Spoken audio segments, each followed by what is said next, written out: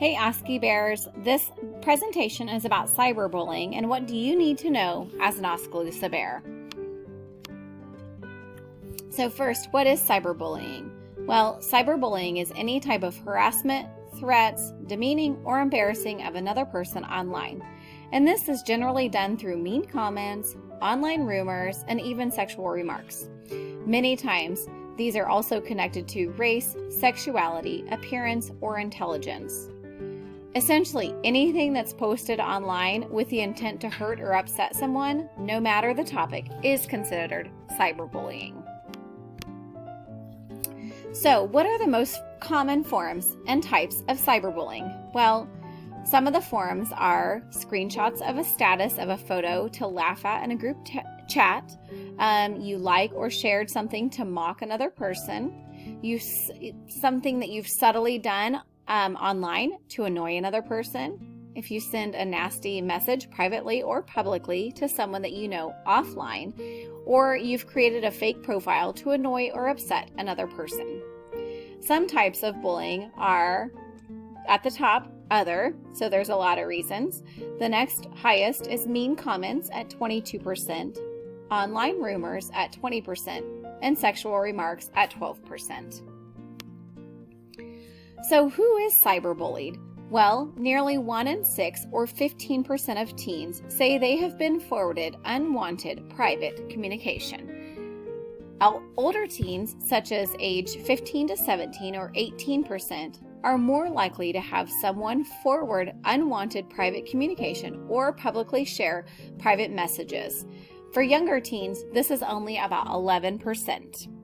Why are teens bullied? Well, at the top is appearance, topping it off with 61%, followed by 25% at academic achievement or intelligence level, followed by race, sexuality, financial status, religion, and other.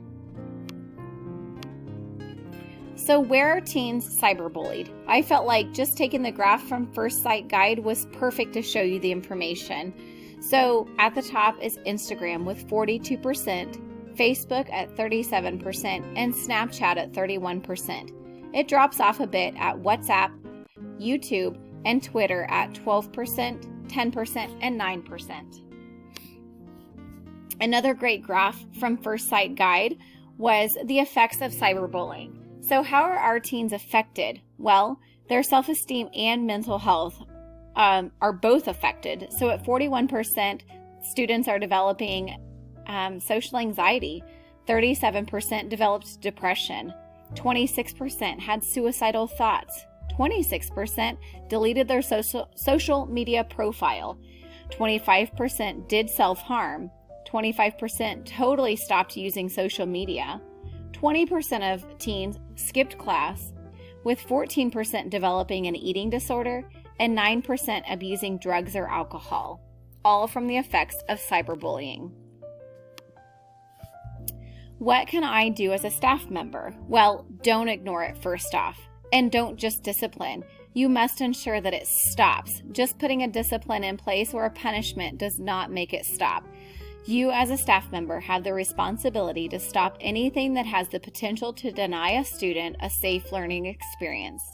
As noted in the case Zeno vs. Pine Plains Central School District, the school was sued $1 million because the court ruled that the school didn't do enough and was deliberately indifferent in the response to the issue, which allowed the harassment of the student to continue. So, some tips to share with your teens. Tell them to report it to the school. Tell them to collect evidence. Tell them to report it to the site, the app, or the game that they're using. Tell them to talk to a trusted adult. Make sure that you show them care or they show care to a person being cyberbullied. Make sure that they work together with an adult and other students who are actively seeking to stop cyberbullying.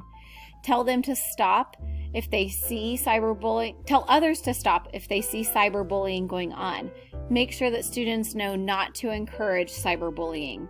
Tell them to stay safe, not to put themselves in harm's way. And tell them don't give up. Definitely be creative in ways to stop cyberbullying. And here are my resources. Thank you, Oski Bears. Hopefully this helped.